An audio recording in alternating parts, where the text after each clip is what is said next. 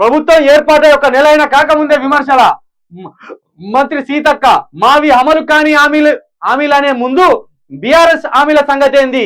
మాకన్నా 1000 ఎక్కువ పెంచి మేనిఫెస్టోలో ఎట్లా చెప్పిండ్రు?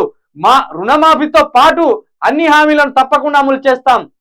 ఫైళ్ల మాయంపై విచారణ జరుపుతాం. గత 10 ఏళ్లలో ఏం జరిగిందో బయట పెడదామని ప్రకటన. ఇక ఇప్పుడు ఇది ఎట్లున్నదంటే మేము దొంగలమే కానీ మరి మీరెందుకు పెంచి చెప్పిండ్రు? మీరు కూడా దొంగలు అన్నట్టే కదా ఉన్నది పద్ధతి. వాళ్ళు ఇక్కడ అమలు కాని హామీల ముందు బీఆర్ఎస్ హామీల సంగతి ఏంటంటే వాళ్ళ హామీలను ప్రజలు నమ్మకుండానే వాళ్ళ మాటలను నమ్మకుండానే వాళ్ళని ఒడగొట్టింది. గెలిపించిన మీ సంగతి ఏంది అది చెప్పరాదు సీతక్క? మీరు ఆధిపత్య కులాల ఎమ్మెల్యేల లెక్క మంత్రుల లెక్క మాట్లాడద్దు. మీరు ఒక గుడిసె నుండి వచ్చిన బిడ్డే, మీరు అది కూడా అడవి నుండి వచ్చిన బిడ్డ.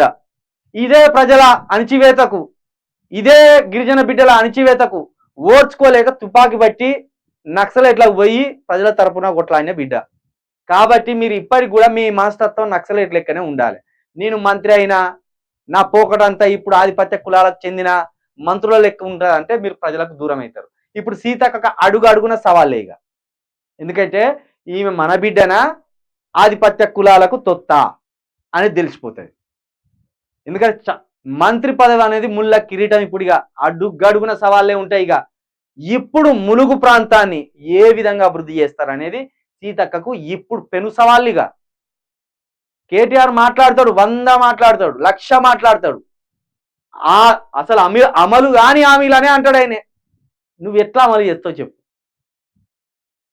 ప్రతిపక్షంలో ఉన్నోడు మిమ్మల్ని మీరు చేయాలని, మీరు అమలు చేయాలని ప్రతిరోజు ఒక కట్టెబట్టి మీ ఈపుల మీద కొట్టినట్టు చేస్తా అంటాడు.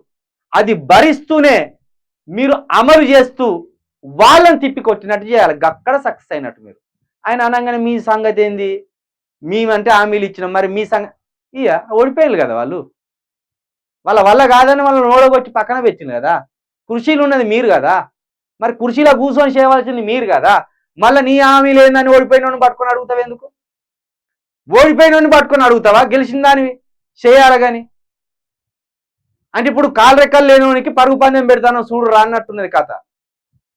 వాని కాళ్ళే లేవా, వాడెట్లా నీతో పోటీ పడతారు రన్నింగ్? ఇప్పుడు మీకు కాళ్ళు ఉన్నాయి, అధికారం ఉన్నది, మీ చేతిలో అధికారం ఉన్నది, మీరు చేసి చూపెట్టాలి. వాళ్ళ చేతిలో అధికారం లేదు కాబట్టి వాళ్ళు అడుగుతా అంటారు. రుణమాఫీతో పాటు అన్ని హామీలను తప్పకుండా అమలు చేస్తాం. దీనికో గైడ్ లైన్ 3 మీరేమన్నారు? తొలి కేబినెట్ మీటింగ్ లోనే అన్నారు. వారం రోజులు గడిచిపోయింది, చేయలే. ఇంకో 1 నెల రోజులు టైం ఇస్తాం. రుణమాఫీ చేస్తారా? లేదు. రుణమాఫీ చేయమని ధైర్యంగా చెప్తారా?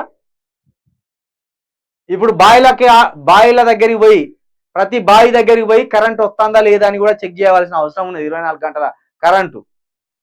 గంటల కరెంటు వస్తుందా లేదా అని కూడా పోయి చెక్ చేయవలసిన అవసరం ఉన్నది.